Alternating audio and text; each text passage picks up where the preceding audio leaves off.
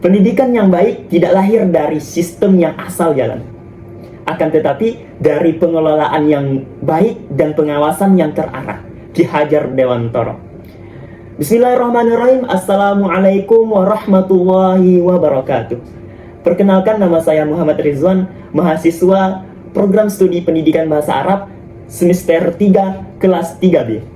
Pada kesempatan kali ini saya akan membahas dan menjawab beberapa pertanyaan yang sangat menarik dan perlu kita ketahui sebagai anak muda dan generasi emas. Nah, video ini dibuat untuk memenuhi tugas UAS matkul administrasi dan supervisi pendidikan yang diampuh oleh dosen tercinta kita, yaitu Bunda Misdah MPD. Kita doakan semoga beliau selalu diberikan kesehatan dan dimudahkan segala urusannya, baik di dunia maupun di akhirat. Amin ya rabbal alamin. Saya harap penjelasan saya nanti mudah untuk dipahami dan bisa bermanfaat untuk kita semua, baik yang muda sampai yang tua. Nah, adapun pertanyaan-pertanyaan yang akan kita jawab pada kesempatan kali ini ada 3 yang sangat menarik dan sangat penting bagi kita semua. Yang pertama yaitu jelaskan 4 prinsip dalam pelaksanaan supervisi dengan memberikan contohnya. Yang kedua, dan jelaskan fungsi kepala sekolah sebagai administrator dan supervisor jikalau dikaitkan dengan efektivitas tujuan pendidikan. Yang ketiga, yaitu dan jelaskan hubungan antara monitoring dan evaluasi. Nah, dengan perencanaan pada 7 komponen sistem pendidikan. Oke, langsung saja tanpa basa-basi kita akan menjawab 3 pertanyaan tersebut. Semoga bisa terjawab, kawan-kawan. Soal yang pertama. Jelaskan 4 prinsip dalam pelaksanaan supervisi dan berikan contohnya. Oke, kawan-kawan. Supervisi pendidikan itu sendiri pada dasarnya adalah kegiatan membina, membimbing, dan mendorong guru agar proses pembelajaran menjadi lebih baik lagi. Nah, akan tetapi di lapangannya sendiri sering terjadi sebuah problem atau masalah, seperti guru merasa dinilai, merasa dihakimi, merasa diawasi, bahkan takut disalahkan. Nah, akibatnya apa? Supervisi tidak berdampak pada peningkatan proses pembelajaran. Nah, padahal kan supervisi itu bukan untuk mencari kesalahan, akan tetapi untuk membuat pembelajaran menjadi lebih baik, berkualitas, atau makin keren, seperti itu. Nah, agar kita semua nih tidak salah paham lagi mengenai supervisi, ini dia ada 4 prinsip supervisi pendidikan. Nah, disinilah pentingnya prinsip-prinsip supervisi pendidikan. Yang pertama, ada prinsip. Yang kedua, ada prinsip. Yang ketiga, ada prinsip. Dan yang keempat, ada prinsip. Nah, yang pertama kita akan membahas prinsip ilmiah terlebih dahulu. Jadi dong. Nah, prinsip ilmiah artinya supervisi dilakukan berdasarkan data. Data yang seperti apa? Data yang nyata dan objektif. Nah, bukan perkiraan atau perasaan saja. Contohnya, misal supervisor masuk ke dalam kelas, lalu mengamati proses belajar mengajar menggunakan lembar observasi, lalu mencatat apa yang benar-benar terjadi di dalam kelas tersebut. Nah, jadi penilaiannya berdasarkan fakta, bukan asumsi belaka. Nah, itu contohnya.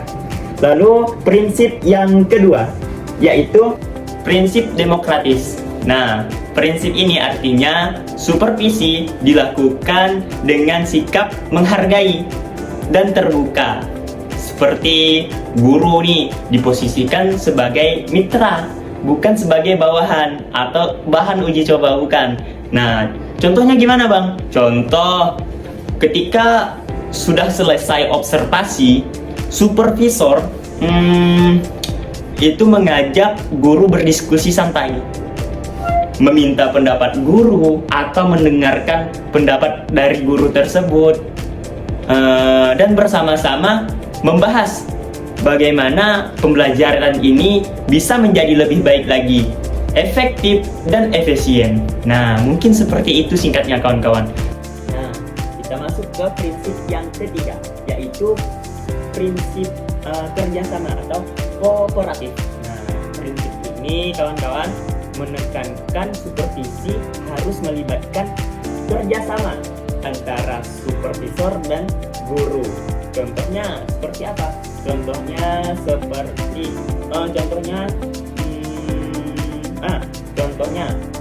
supervisor dan guru sama-sama menyusun strategi pembelajaran baru atau materi ajar yang semenarik mungkin untuk siswa.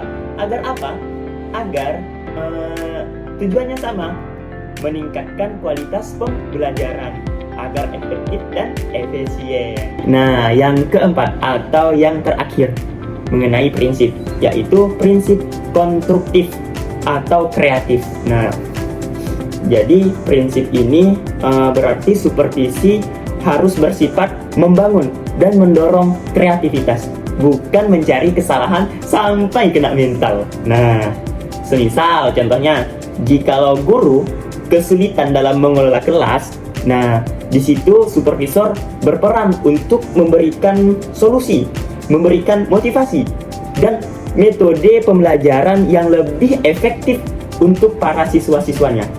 Nah, dengan demikian guru menjadi termotivasi untuk berkembang, untuk menjadi lebih baik lagi.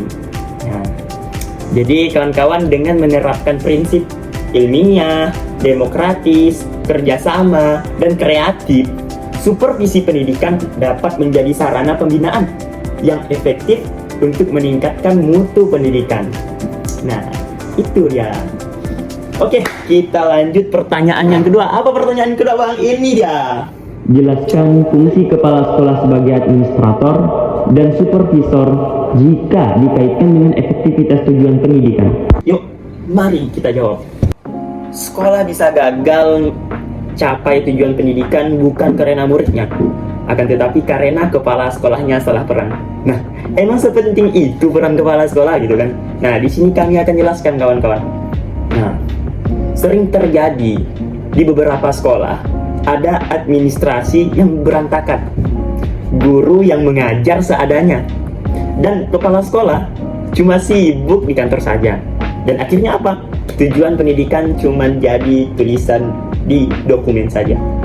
Nah, sini kita akan membahas yang pertama, peran kepala sekolah sebagai administrator dan kaitannya dengan efektivitas tujuan pendidikan. Nah, sebagai administrator, kepala sekolah berperan dalam mengelola seluruh kegiatan sekolah agar berjalan secara teratur, terarah, dan efisien. Fungsi ini mencangkup banyak seperti perencanaan, pengorganisasian, pelaksanaan, dan pengawasan. Nah, pengawasan administrasi sekolah seperti kurikulum, peserta didik, tenaga pendidik, sarana prasarana, keuangan, dan lain-lain sebagainya.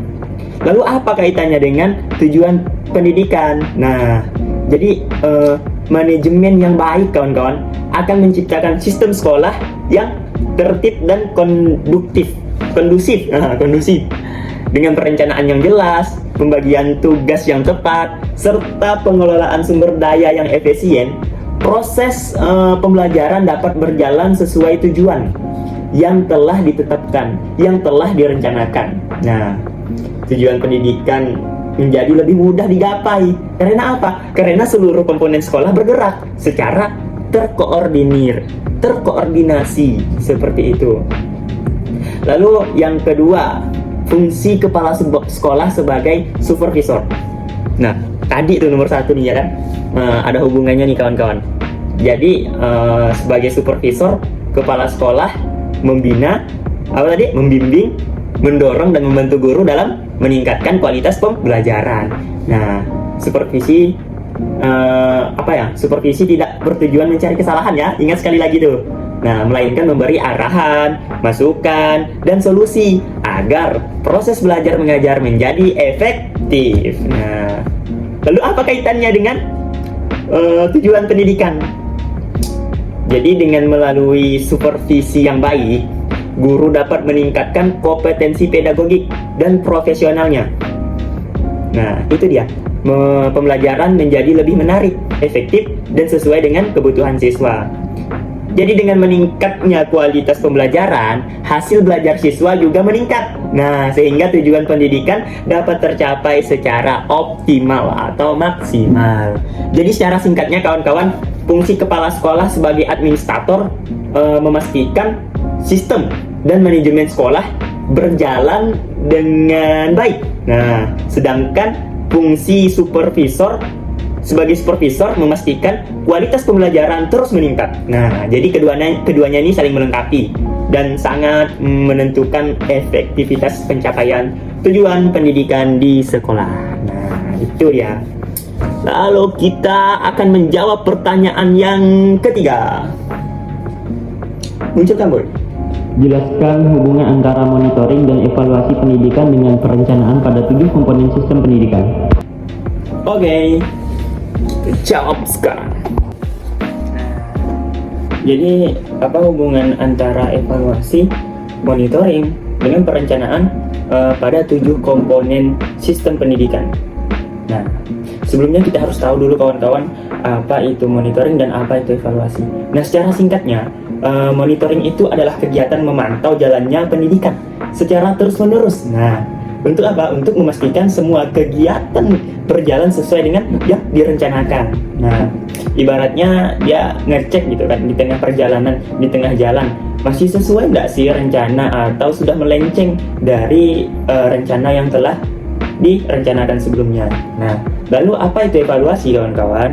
Evaluasi sendiri seringkali kita dengarkan, yaitu kegiatan menilai hasil dari suatu program pendidikan untuk melihat apakah tujuan ini sudah tercapai atau belum. Nah, itu dia. Berarti dia mengecek hasil akhir, berhasil atau perlu diperbaiki. Nah, lalu apa hubungannya Bang antara monitoring dan evaluasi dengan perencanaan? Nah, jadi monitoring dan evaluasi itu tidak bisa dipisahkan dengan yang namanya perencanaan. Mengapa?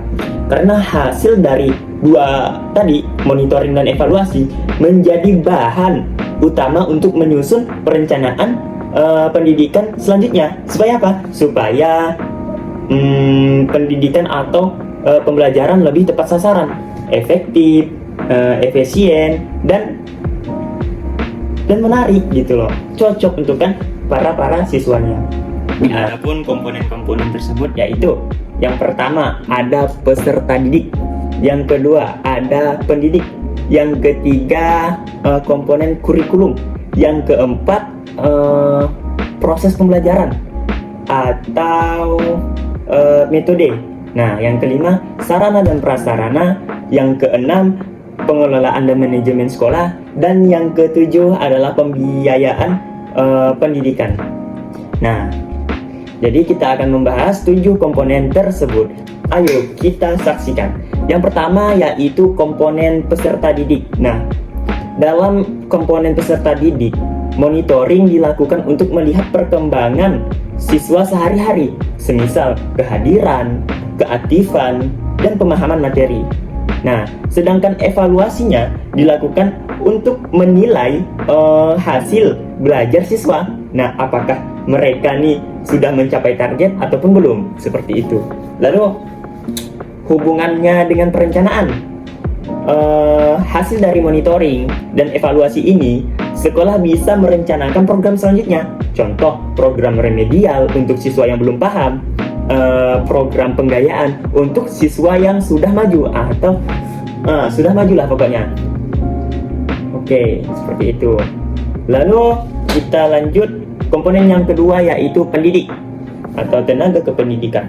Nah, pada komponen pendidik ini, monitoring dilakukan untuk melihat kinerja guru dalam melaksanakan tugasnya. Nah, dan evaluasi digunakan untuk menilai kemampuan dan profesionalitas dari guru tersebut. Untuk hubungannya sendiri, yakni dari sini sekolah bisa merencanakan pelatihan dan pendampingan supaya apa? Supaya kualitas guru dan para staf-stafnya itu meningkat menjadi lebih baik. Nah, yang ketiga yaitu komponen kurikulum. Pada komponen ini, monitoring dilakukan memastikan bahwasanya kurikulum benar-benar diterapkan dalam proses pembelajaran. Nah, evaluasi bertujuan menilai apakah kurikulum tersebut sudah sesuai dengan kebutuhan siswa dan tujuan pendidikan atau malah sebaliknya. Nah, jadi dengan demikian, hasil evaluasi kurikulum dipakai sebagai dasar untuk memperbaiki dan mengembangkan kurikulum di masa yang akan datang. Seperti itu.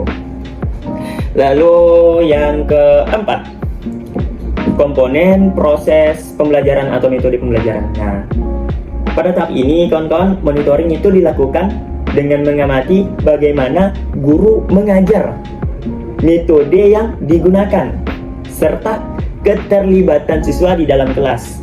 Nah, dan evaluasi digunakan untuk melihat apakah proses pembelajaran tersebut efektif atau tidak. Nah, itu dia. Sehingga dari sinilah sekolah bisa merencanakan penggunaan metode pembelajaran yang lebih tepat dan sesuai dengan karakter siswa sehingga mudah diterima dan menjadi pembelajaran menjadi efektif dan efisien.